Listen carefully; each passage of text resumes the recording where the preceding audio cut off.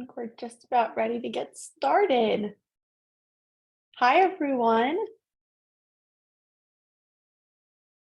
Welcome to our webinar today from IKM, Hiring and Developing Talent in a World with ChatGPT. My name is Alli Long, and I am a test development and customer success manager here at IKM. While I know many of you are existing clients of ours, in case you don't know us, IKM is a global organization which creates powerful talent assessments and solutions that help companies hire the right candidates for the job and develop them to their full potential. I have the pleasure of being your MC today. Before we begin, I'd like to remind you all that this session is being recorded. We will share the link to the recording with everyone who registered, so you can share or rewatch it. It's an exciting time to be involved in the intersection of technology and talent acquisition and management. We have 4 incredible speakers joining us today to share their expertise, all diverse, on ChatGPT and other AI tools that are predicted to impact what we do. So I'm going to start introducing them. First, we have Tom Schoenfelder. Tom is an industrial organizational psychologist and the vice president of research and development here at IKM. He leads the creation of assessment tools for predicting performance and professional development in high tech and specialized roles. Hi, Tom. Hi, thanks, Alli. Nice to be here. Next up, we have Kevin Dunlap. Kevin is the co-founder and managing partner of Calibrate Ventures, a venture capital firm in California. Calibrate invests in early stage technology companies with a focus on automation, AI, and digital transformation. Kevin has a background in mechanical engineering and even did a stint at NASA. Welcome, Kevin. Thanks, Alli. Pleasure to be here. Appreciate it. Our third presenter is Shawn Handley. Shawn is the Chief Marketing and Communications Officer at Apex Systems, a world-class technology service business. With over 21 years of experience in the staffing and consulting industry, he is responsible for a wide range of areas, including corporate communications, digital platforms, media relations, and brand positioning. Hey, Shawn. Thanks, Alli. Great to be here. And our fourth and final speaker is joining us from Durban in South Africa, Jonell Gomes. Jonell is a seasoned HR professional who believes in the power of technology to connect candidates with their dream roles and has experience in talent acquisition and operational coordination in the tech industry. She has moved into designing graduate development programs and has a proven track record in identifying and recruiting top talent from entry level to executive positions. Hi, Jonell. Hi, Alli. Thanks. Lovely to be here. Yes, and thank you all so much for joining us today. So just a little rundown on today's agenda. We are first going to start off by asking the panel a series of questions to answer. And afterwards, we will have time for a Q&A and some closing remarks. Tom, could you kick us off by providing a brief overview of what ChatGPT and generative AI is, and tell us why it is so important for employers and recruiters to be across these advances? Sure, and thank you, Alli. And I'm sure we're going to nuance this as the conversation continues, but from the 50,000-foot view, artificial intelligence and those that concern themselves with such things, it's really all about developing machines that engage in tasks that back in the day, back previously, used to be thought of as the purvey of human cognition, right? So things like being able to learn from reinforcement and from feedback, being able to perceive things within contexts, being able to process natural language, all of these things that we traditionally think are thought of as sort of human cognition. AI is developing machines to actually produce those types of tasks. Now, generative AI, and which has gotten sort of all the buzz lately, is sort of a subset of that. So, think of this as this technology creating brand new content, or maybe not brand new content, but new content, or create content in such ways, such as text. So it can write manuals, it can write emails, and the style of Shakespeare. It can write a 5-page paper on whatever philosophy course you're teaching and or taking. But so it does a lot of content stuff, even including things like videos and pictures, as well as for our purposes at IKM, especially programming, right? So it can actually do some programming. I'm sure we'll get a little bit more into that as we go. So it's generative AI, and ChatGPT being a couple of examples of those. Probably, there are some things specifically in talent management and in staffing that I think are pretty obvious in terms of what are the benefits, or what do we see kind of as the benefits of this type of technology. And so, I think first that jumps out to me is just the efficiency and the effectiveness of job fits, right? So this type of technology is really good at creating job descriptions, and if given the right prompts, you can talk to it about culture, and about the industry, and about strategy, and about the knowledge, skills, and abilities, and all of those things that we think about when we do job analyses and when we do create job descriptions. This technology is really good at creating things like that. And then, so it creates the framework, if you will, by which we're selecting folks. And then I'd say it's creating it, but it's creating a situation in which we can then compare resumes or people's backgrounds to that. And so the second half of that equation is just that. It's looking at people's resumes. It's having them take assessments in various maybe knowledge or aptitude or other psychometrics that are predictive of success in that particular role, and bringing all of that together and making it a very efficient way of screening and selecting candidates. Other things that I think are also kind of obvious things that we're going to be able to use it for is interviewing, right? So doing more of a chatbot interviewing process should make things more efficient in a lot of selection contexts. It's going to make us even more effective in creating things like situational judgment tests and putting people in certain contexts and being able to assess people on a deeper level in that regard. And so there is a lot of benefit from the area of staffing and talent management that I think we'll be talking about throughout our conversation. And there are definitely some downsides, which I know we are, or potential, I should say downsides, but potential risks that we will also be talking about. And so, yeah, so that's, the 50,000-foot view. We can drill down in detail, as we go, but that's to level set. That's where we're starting with. Tom, that's a great point you make. I think talking about how it fits into each of these jobs and how it's going to be integrated into the workplace is extremely important going forward. Kevin, this is why I'm going to throw this one to you. In your opinion, what industries and job categories will be most affected by ChatGPT and AI, and which are expected to be less impacted? Great, thanks. Well, I think Tom did a great job summarizing ChatGPT and the other available options as well. I think the other important thing to note is that generative AI is not sentient, right? It doesn't create its own thought.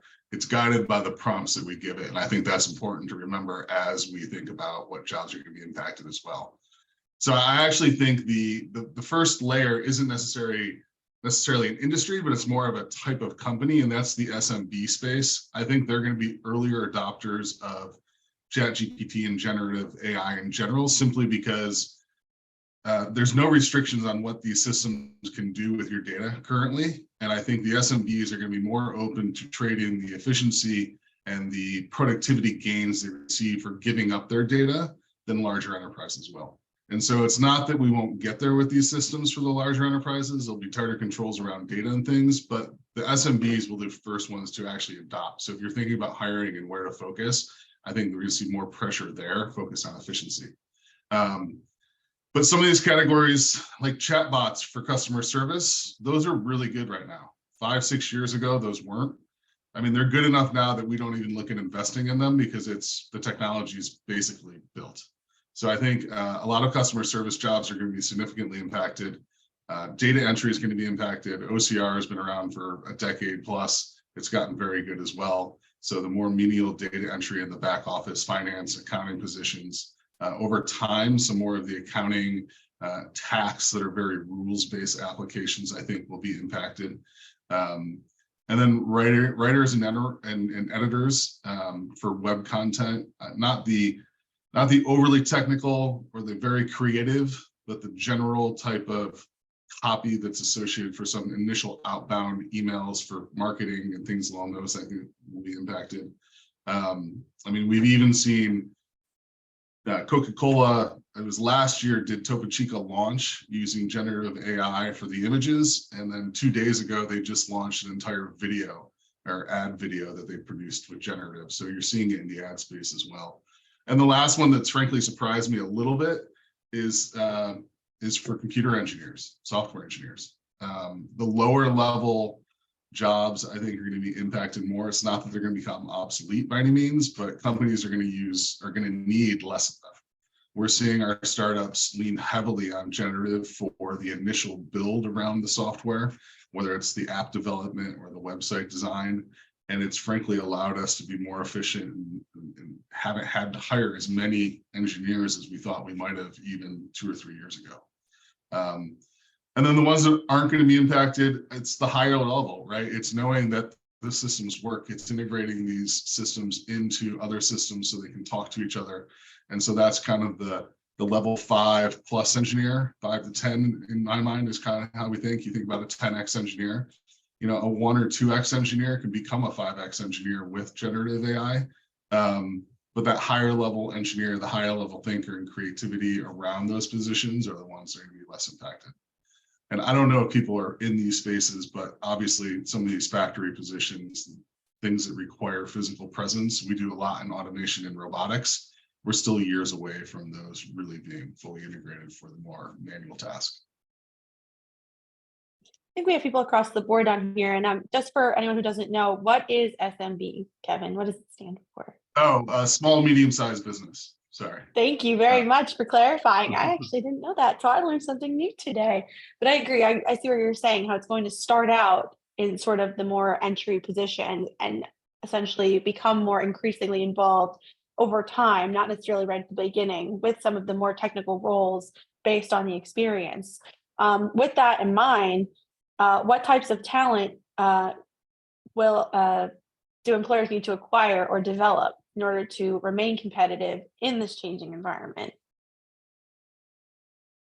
I mean, I think employers need to focus on their continuing education and learning processes internally. If it's not the acquisition side, there are going to be lots of courses around data literacy, around prompt engineering, and you can generate lots of things. And oftentimes, if what you're generating isn't what you really want, it's because you haven't fed it the right information for it to produce what you want. Even when you focus and play with Dolly or some of the other image generating, the more that you tweak it, the better it gets. And so I think that problem solving skill around how to use these tools is very important. Absolutely. And one of the buzzwords we keep hearing is prompting, and that's become so prevalent in this space because we're seeing that prompting is so important on how these technologies respond and how they adapt compared to the human adaptation of these items. Tom, when we're assessing what kind of employees have the potential to upskill and thrive in the AI-powered environments, are there specific skills or indicators that we should be looking for and testing for? Yeah, so just kind of piggybacking on what Kevin was saying here, we're definitely looking at leaning into more of those underlying, what we call the underlying constructs, right? Just psychobabble for what drives success in these technologies, what drives success as a whatever Python programmer or as a as a data scientist or as a data engineer? What are those underlying things that reside in the person, whether it be problem solving ability or some maybe even more personality type stuff that we'll be getting a little bit more into, because as we see, basically what we're asking people to do to shift, right? So we're asking them to shift to be more creative and more innovative and more divergent in their thinking. And so we're kind of leaning into sort of the underlying things that drive success in technology. So one example is computational thinking. So computational thinking is the underpinning, or what we believe to be the underpinning of successful programming. So those that are really good at doing a number of technology and computer science related activities have a tendency to think in certain ways. They think like the ways in which a computer solves problems, if you will. So things like what we call abstraction. So can they abstract really the key elements of the problem to be solved and not get distracted by the peripheral stuff? Can they sort of decompose what they're trying to create? That is, can they take basically different snippets of code or different parts of the technology, perfect those and then integrate them? Are they, thinking in terms of algorithms? So what we're leaning into now is not so much do you know Python? Do you know Java? Do you know a particular, language or a particular software, as much as do you know how to solve problems with these new tools? And so the degree to which we can identify where people are, in the selection process, and then create developmental plans that are going to enhance things like, like I said, the computational thinking. Another area where we're leaning into is analytical thinking, or abstract reasoning. And abstract reasoning is basically portability of learning, right? So can you learn something in one context and then solve a similar problem or an analogous problem in a different context? And so we're looking more at those underlying problem solving constructs that are going to drive success. And then both in selection, but also, once you get the person on board, how do you continually to develop those skill sets so that they can take on and continue to use these technologies as they continue to evolve and they can continue to emerge? Yeah, Tom, I think you're saying the whole picture really matters. And Jonell, an HR professional, this is something that I'm sure you'll have far more to say on it than the rest of us. So I'd like to kind of turn to you.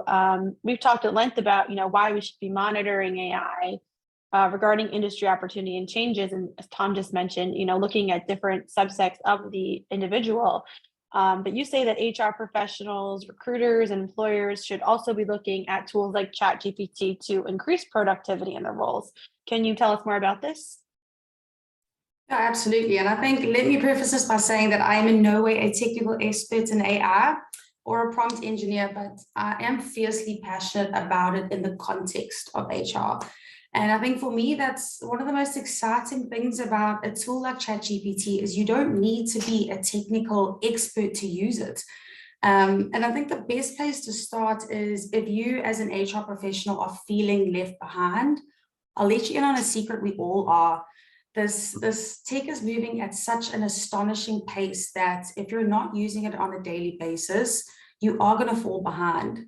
And there is some amazing content out there that is really freely available that can guide you and teach you effective ways of formulating your prompts to coach the tool towards your desired result in a really quick manner. So you need to also understand the problem that you're trying to solve in depth before you asking AI to solve it for you. And I think a key is context. Context is everything when it comes to ChatGPT. It's just like having a conversation with a human being. The more context you give it, the more useful your output will be.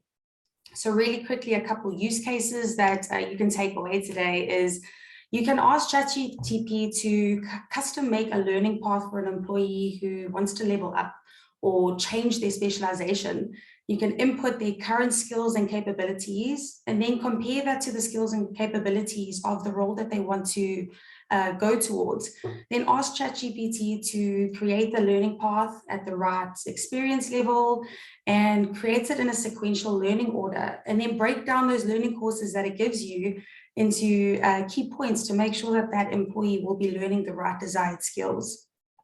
Another use case for HR professionals is to ask ChatGPT to explain really technical concepts to you, like you're a 5-year-old, and it gives you the ability to understand even the most technical concepts easily at a base level without hours of research.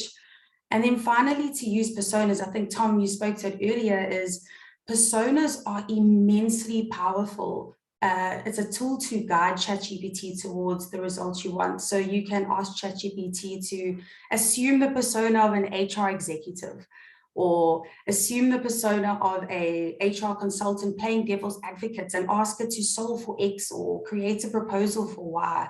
And a bonus one for me is just idea generation. I think we've spent years of our lives and offsites and trying to come up with really innovative HR events and wellness initiatives.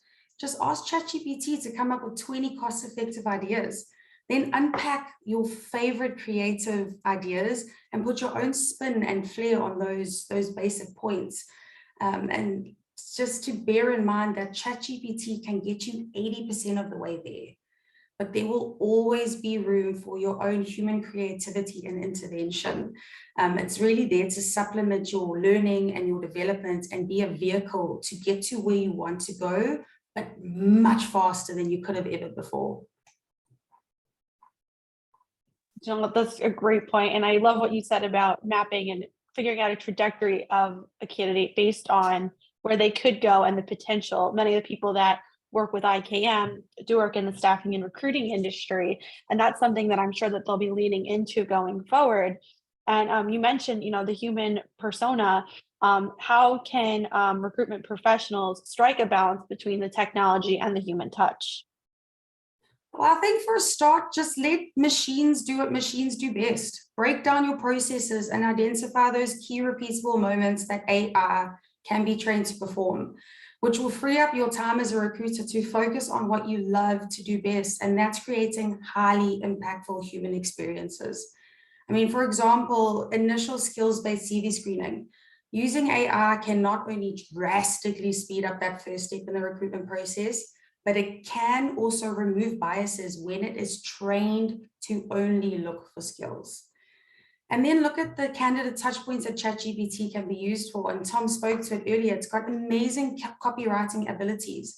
Recruiters can create almost all of their content in minutes, from job adverts that are written in a way that attracts certain personas, to writing competency-based interview questions, technical interview questions that are specific to the required field and that level of role, personalized emails, offer letters, even rejection letters that contain specific and meaningful feedback for each candidate, leaving that candidate feeling valued and cared about. I mean, I'm a firm believer that it doesn't matter if you're hiring a candidate or not.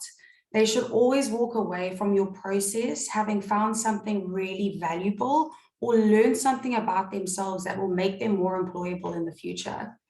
And my personal favorite use case for ChatGPT is just research. It will save you hours of time. Recruiters can use ChatGPT to search for job boards that certain people with specific skills and job titles are more likely to use. Even new job requirements. You can take the CV of someone who's in a current role or was in a role, and with their consent, plug that CV into ChatGPT and ask it to break down the job requirements, and then search for organizations of a specific size or location who employ those employees with similar skill sets. I think I think it was last week, I saw that there are now tools that are being trained on ChatGPT that are now scraping LinkedIn profiles and supplying lists of candidates in minutes based on prompts that recruiters are giving it. And although this is still shrouded in a lot of skepticism over the legalities of accessing people's public personal data without their consent, for me, I think that's really exciting as an indication of how quickly this technology is evolving and solving for real world problems in multiple fields. And I think all of these components, if done correctly, can come together to form a beautiful marriage of machinery and humanity, and each of them taking care of what they do best. and leaving recruiters with the time needed to build relationships and trust with candidates. And I think in a world seemingly taken over by automated messages and emails, having that human touch and connection is what is really going to set you apart. And we need to view this tech as an assistant to our current roles and environments, and a tool to realize our greater potentials and improve our capabilities, and not as a replacement to what we are doing. Right. That's an amazing point. And about it's not a replacement. We're adding, we're improving. Technology is helping us grow. It's so important to think about and to take away from all of this, that it's helping us. And while you just explained that, Jonell, how people can use ChatGPT productively, we know, like with any new technology, there's always risks and, doubt. Shawn, in your opinion, what are the risks of using ChatGPT in the ways we've discussed, and what should employers and everyone in general be mindful of? Sure. So I promise I'm not an attorney, so I won't go down that path. And I don't want to be the downer here, but there's certainly some concerns. I mean, I think as Tom mentioned, I think he said this is not necessarily new technology, but the rise of it in the last 6 months has been pretty dramatic. And, it's been in the media. So there's been like a bug delight syndrome here with using this. And I think we all have to understand that when OpenAI went to market so rapidly, they really did it without a ton of protections against PII, and which is personal identifying information. So you have to understand, like whatever you put in these large language models, that's what it's using to build the model. So if you're putting in, if you like, for example, if you build a model as a staffing agency to go look at your ATS and resumes and all that, you are putting people's information into this model. And unfortunately, with any technology like this, there are bad actors out there who are already thinking about ways to get into this model and pull out PII. So I think you have to be conscious of this. Look, 95% of the use cases, creating copy, just using it to synthesize answers around things and propose. I mean, most of that is harmless, right? You're not putting anything in. I would be conscious about using it right now, at least the OpenAI version, to go out and pull data around, in our case, our consultant audience. We have to be, we're very careful. We're looking at the Microsoft Azure version of OpenAI that has a little bit more guardrails on it that creates a tenant for us. So that's it. And one thing you have to understand too is that it's not, because it's taken from the internet, it's not all right. It's not all real. So you have hallucinations with the prompt, or with the prompts, the information that's coming back from the prompts. For example, I was watching 60 Minutes a couple of weeks ago, and they had if anyone saw that, they had the Google CEO on there, right there on screen. They asked it to write a 500-word answer. I can't remember the topic, but then also give sources. So it gave the 500-word answer in perfect prose. I mean, it was perfect the way it was constructed. But then it gave 5 books as sources. Well, they sat there and Googled all 5 books. Every one of them were fake. So, I mean, I think you have to, and I think, Jonell, you just talked about it, like the human element of this is key. You can't just assume that everything that's given back to you is 100% correct and true. So that piece is important. And there's some other concerns. I mean, there's ethical plagiarism. I mean, when I asked Gartner, like, what's the biggest space for plagiarism, I thought it would be around journalists and people writing copy for newspapers, but he actually said on the coding side, because coders are getting in there and stealing proprietary code. And so you have to understand that part of it too. Whatever you put in there could be up for public consumption. So. Absolutely. And this kind of goes back to what Kevin said about this being across all the industries. This isn't just at one level. When we talk about coding, now we're in a completely different space, bringing that up. And then, we talk about personal data, and we look at GDPR in the European countries, and, Right. How will that translate, and how will those elements be impacted here in the United States? That's not something we have right now, but we don't know what's to come with that area. And Shawn, are there any strategic individuals or organizations can put into place to reduce these risks? Well, are you talking about individuals? Like a strategy, yeah, like a strategy that we can implement. Well, so a couple things there. I mean, look, I think there needs to be policy and governance around the use of it. So you're clearly defining your use cases. I mean, that's one thing we did about a month and a half ago is we went out to all of our employees and just say, look, tell us how you're using it. We know you're using it. Tell us how. So we got back all the use cases. And then, honestly, what we did is we shut it down so that we can figure out how to use it. And we're going to go towards that Azure version through Microsoft because we just feel like it checks all the boxes for security. CIOs, I'm sure everyone on this call, their CIOs are looking at the security component of this. If people are using their devices, their work devices to access OpenAI version of ChatGPT, there is a risk. There is certainly a risk. And because it's so new, we don't even know all the risk yet. I mean, Microsoft just put out their Azure version of ChatGPT on March 9th. I mean, this is how quickly this is evolving. So getting your use cases defined and then figuring out the guardrails. What are you going to allow people to use it for? What are you not? And then trying your best to govern that. Absolutely. Safety and protection and deciding how you're going to benefit from this tool versus what's crossing the line. I think that's going to be a big thing we're going to be seeing going forward across all of the industries. We've covered a lot of ground here in this first part of our session, and we've heard so much insight from our panelists about their predictions on the impacts of AI in the areas of talent acquisition and development. And now we're going to open up our conversation and answer some questions from the audience. Thank you to everyone that sent questions when they registered. We have such a great list already here that our panel is going to address. You can also add questions using the Zoom Q&A function at the bottom of the screen. We'll do our best to address as many questions in the time we have remaining. So the first one, I think, Kevin, I'm going to address this towards you, although any of our panelists feel free to jump in as well. Which skill sets do you believe will be made obsolete most quickly in the tech industry? I think we've covered some of them, right? I mean, I think it's the lowest level data entry. It's the more menial task, and I think it doesn't necessarily mean obsolescence. Like I said, I think it just comes down to companies are going to look to be more efficient, and they're going to push efficiency expectations onto existing employees.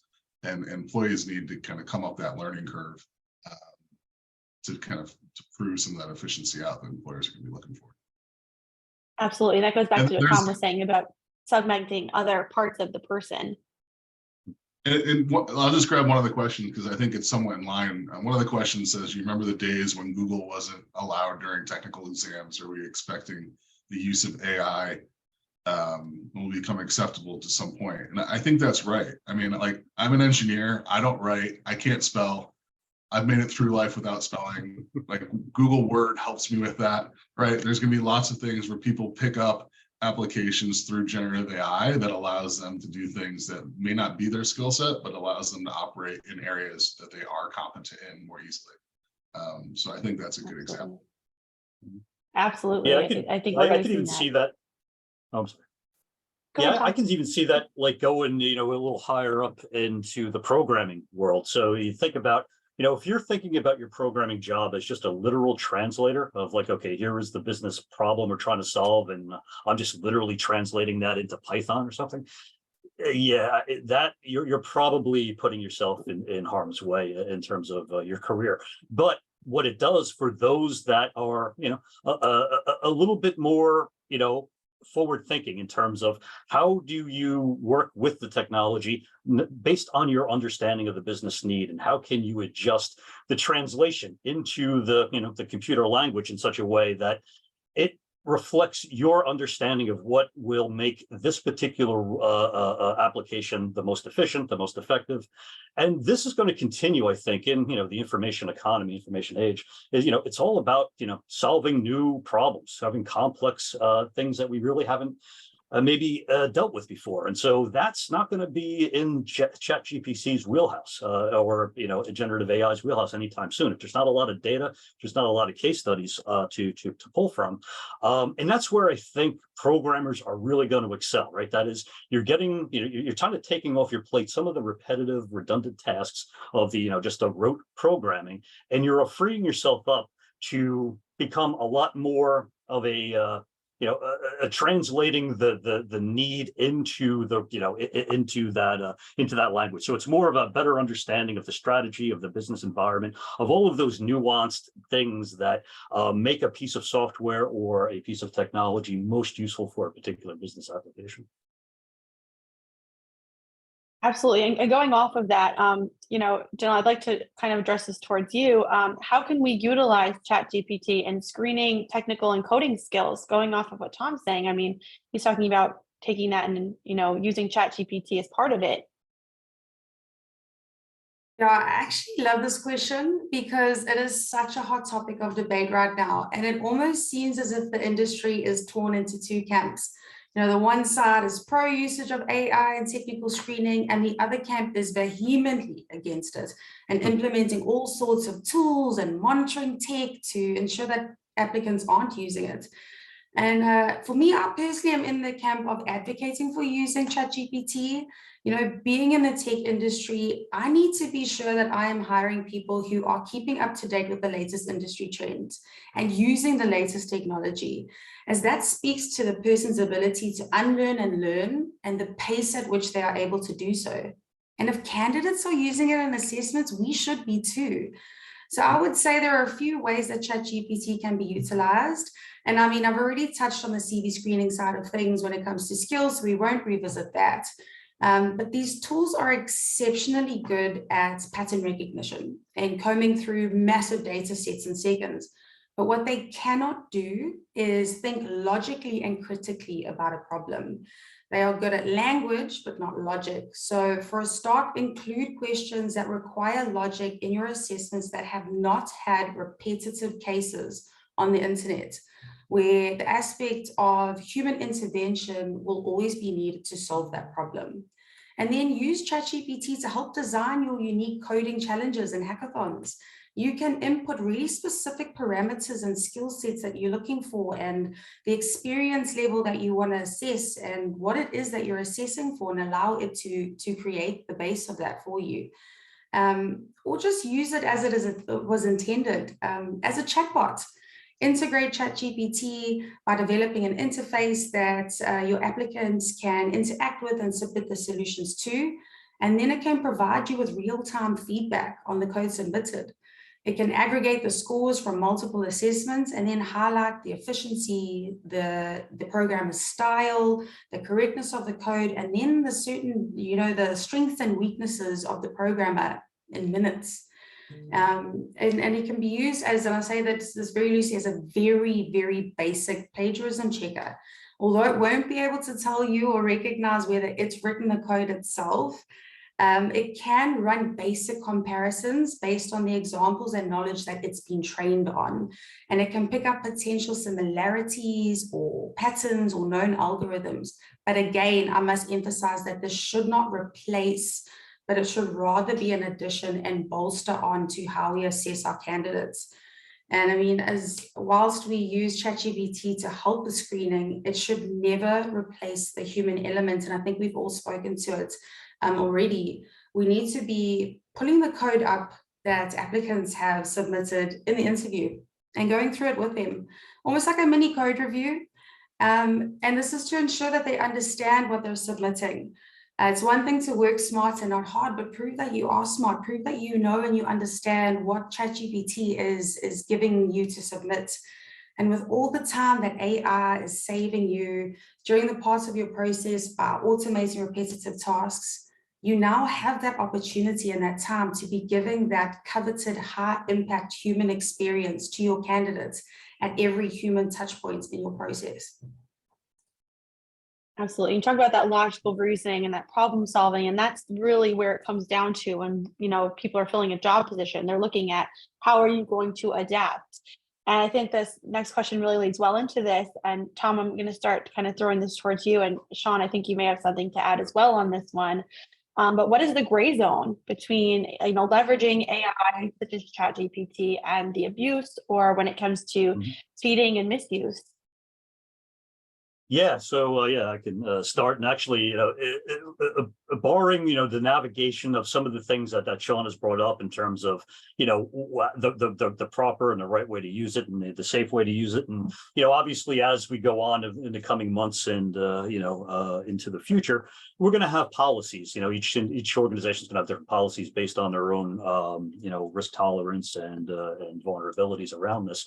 But largely, with that said, we're at ICAM leaning into that. We're just assuming that this is going to be a tool or a category of tools that everyone's going to have available. So if we're testing people, if we're trying to create reliable assessments, that is assessments that predict something in the future, something that is a useful piece of information, we need to be assessing people within a context in which they're going to do the job. And if they're going to have these tools available, and why wouldn't they, with obviously barring the exceptions that Shawn might bring up in terms of issues around vulnerabilities and that, why not? And so I think from our perspective, we have every indication to believe that it's going to be more and more part of the assessment process. We're going to be integrating these technologies. We're going to be testing people on the new emerging technologies that need to be known in terms of the knowledge base stuff. But we're also going to be leaning into the fact that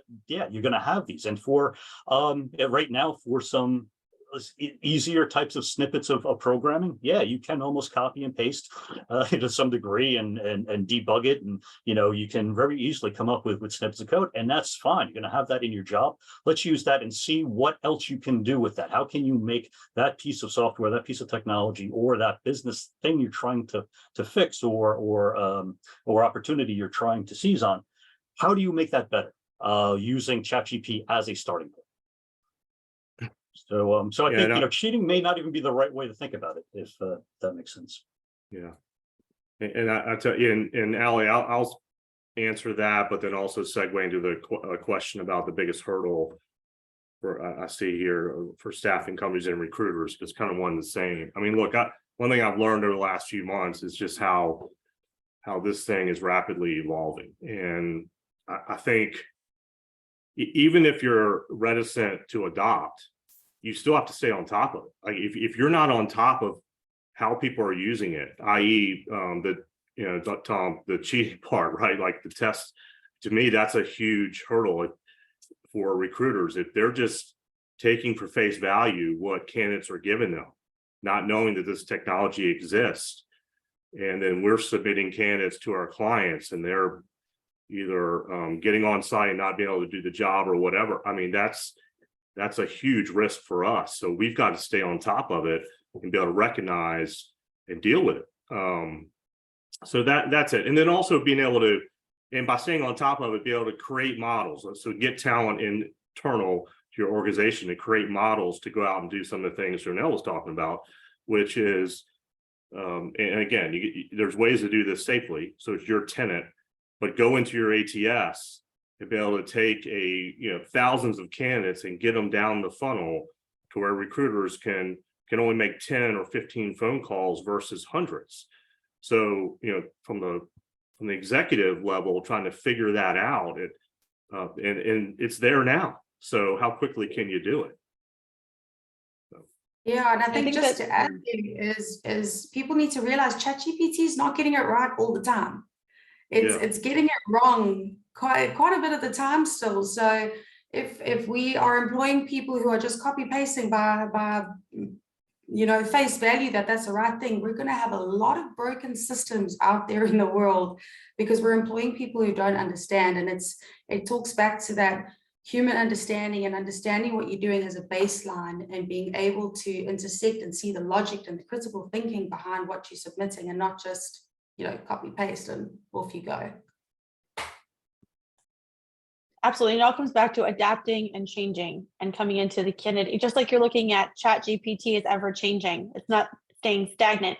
So are the candidates that you're bringing in for these job positions. Their potential and ChatGPT's potential are growing essentially together. You're looking at them and saying, does this person have the potential to grow the way the technology is also growing?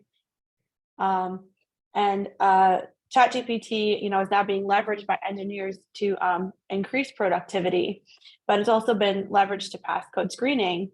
As recruiters, what can we do to better vet candidates knowing ChatGPT is being leveraged? We've kind of touched on this a little bit, but Tom, I'm going to throw it to you.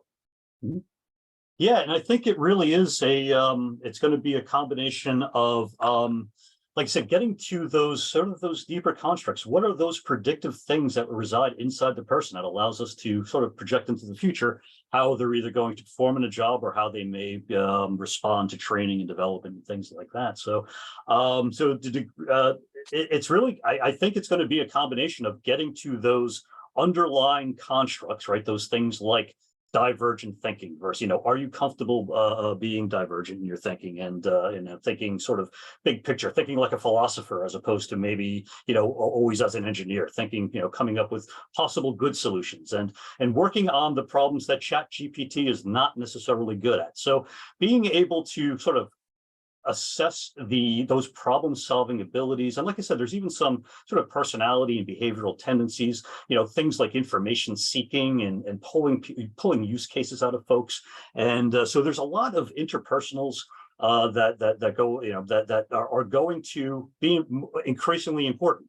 Being able to communicate as a high-level complex professional, dealing with other professionals who are also, equally highly educated and complex, but, are not in your neck of the woods, are not in your technology. How do you communicate? How do you navigate all the egos and collaborate and work with teams to solve complex problems? I think those are the underlying things, the patterns that we should be assessing for, and then confirming, some of the things with, can you then take that to write some code, or, what do you have? How have you built on that to this point? And so that becomes more of a confirming type of assessment, when we're doing some of the programming challenges. So I think it does change our focus to one where we can generalize. We can take a look at the person and we can generalize about their skill sets beyond a particular software, beyond a particular language, beyond a particular tool, but can generalize to they can use these types of tools most effectively to solve real business problems.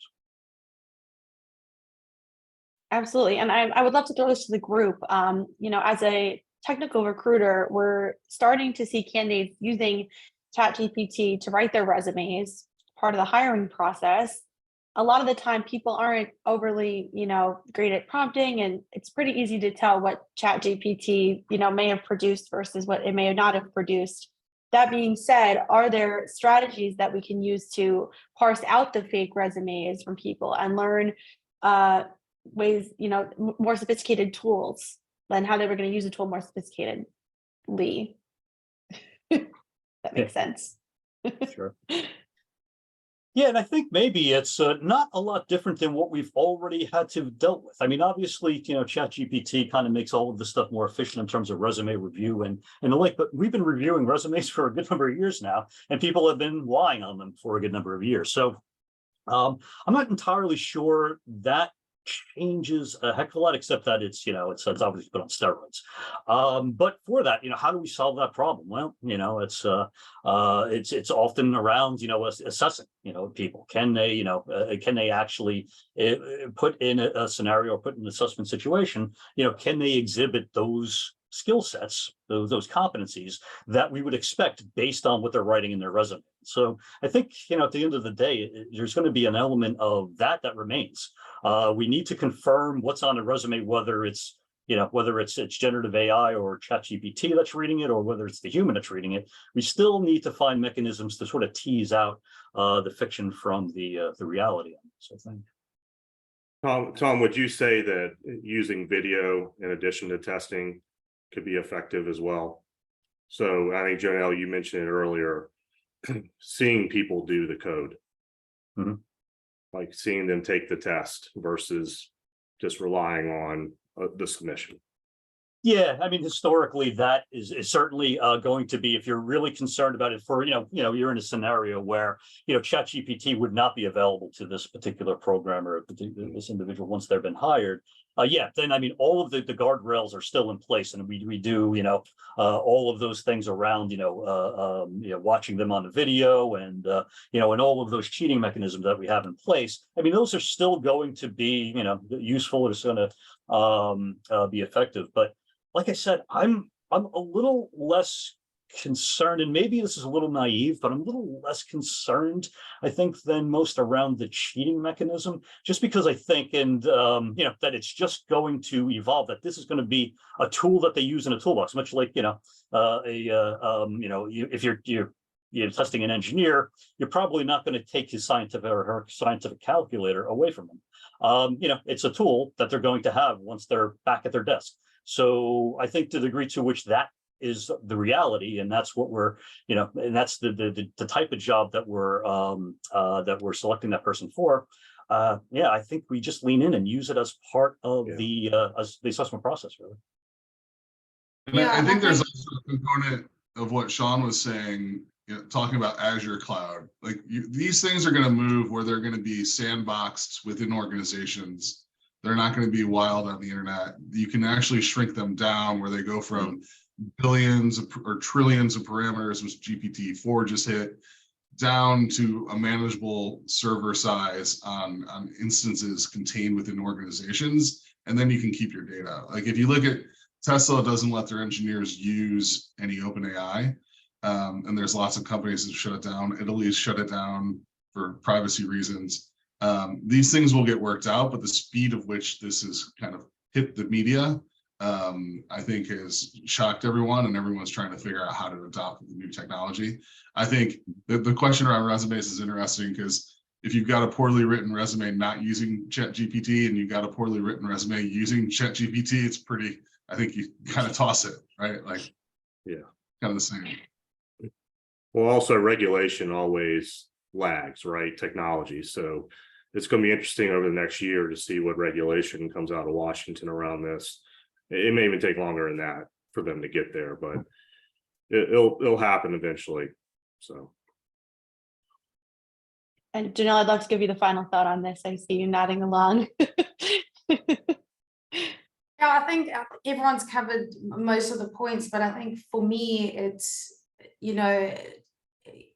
it's a tool that, like most of you, it's a tool that's here to stay. And if you are hiring people who are not using the latest technology, are we hiring the right people, right? So, I mean, speaking to calculators, when the scientific calculator was released, there was a massive uproar and protest amongst mathematician professors, because they thought that was the death of mathematics and it wouldn't push forward. And all calculators did was allow us to do mathematics on a scale that we were never able to do it before.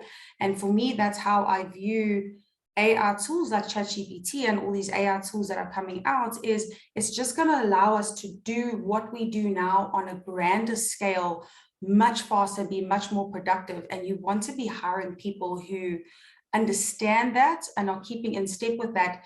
And to Shawn, to your point, within a safe, environment as well. Yeah. Great. Well, I would love to start wrapping ourselves up. We're coming to an end soon. I would like to ask our speakers to each provide a final thought on the topic that you'd like our audience to take away. Tom's going to start, and then he's going to pass it along to each of you. So Tom, you have the floor. Well, thank you.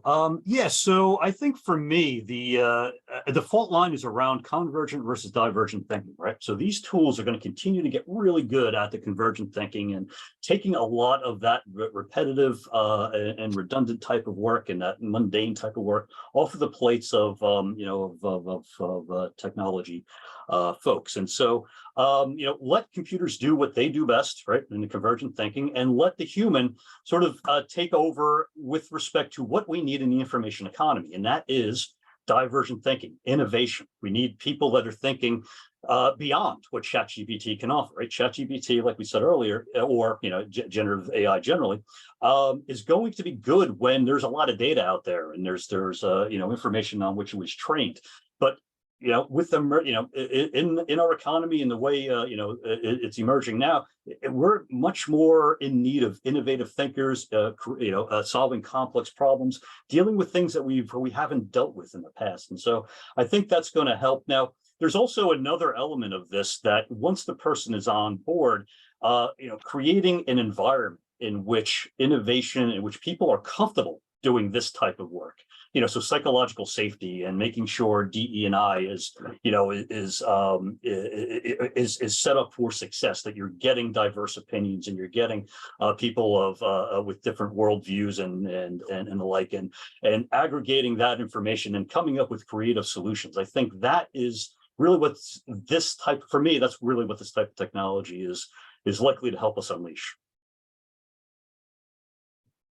Tom's going to pass it on to. Yeah. Oh, sorry. Yeah. I'm sorry. So yeah, Jonell, what do you think? Yeah, thanks, Tom. I think really short and sweet from me is just AI is here to stay, and it's going to form a part of our daily lives at some point, regardless of the industry that you are in. And we need to ensure that we ourselves are continuously growing our own capabilities, but we also need to ensure that we're hiring people who know how to use it and are continuously finding ways to use AI to increase productivity and not only push the organization forward, but their industry forward as a whole. Kevin, over to you. Sure. I think you both covered some great points and things I was going to say. So I'll just change it up a little bit and say that I don't think we should be afraid of AI. I think we need to know how to work with it and adapt to it. And I think we're going to see it in and around us in ways that we don't necessarily expect. We're going to have human interaction chatbots, which are going to have NLP. They won't be here tomorrow, but they will be here in the future. This is going to be built into robotics. There's lots of opportunities around robotics that aren't just the programming and the engineer. Robotics need to be repaired. They need to be upcycled themselves. And so if you're thinking about our hiring and adapting around physical automation, there's some interesting opportunities and ways to think about servicing businesses with the physical needs of automation as well. Shawn, we're going to pass it to you. Yeah. So, since I'm last, I mean, I think everyone said most of what I was going to say, but, I think for me, it's, look, it is technology you have to run towards, but don't be reckless. Stay on top of it. And that means, when I say I'll stay on top of it, it's a weekly thing. I mean, this thing is changing so quickly, and there's plenty of stuff out there to educate yourself on the newest, GPT-4, 3.5 and 4. But then lastly, and we've talked about a lot, you can't take the human element out of it. Don't just have blind trust in the model. It's not always right. And I think as recruiters, we have to be conscious of that whether it's candidates come to us or us going to them, it's not always right. We have to put our human touch on it. Panelists, thank you so much for joining us in this discussion today. So incredible to hear all of your perspectives on us. And unfortunately, we have to wrap up. To everyone watching, we hope that you have enjoyed the discussion and have learned something practical about hiring and developing talent in a world with ChatGPT. If you'd like to continue the conversation, please follow IKM Tech Check on LinkedIn or Twitter. And to find out how IKM can help you safeguard your hiring and upskilling processes during this time, you can email us at customerservice@ikmnet.com or visit our website at www.ikmnet.com. Have a great day, everyone.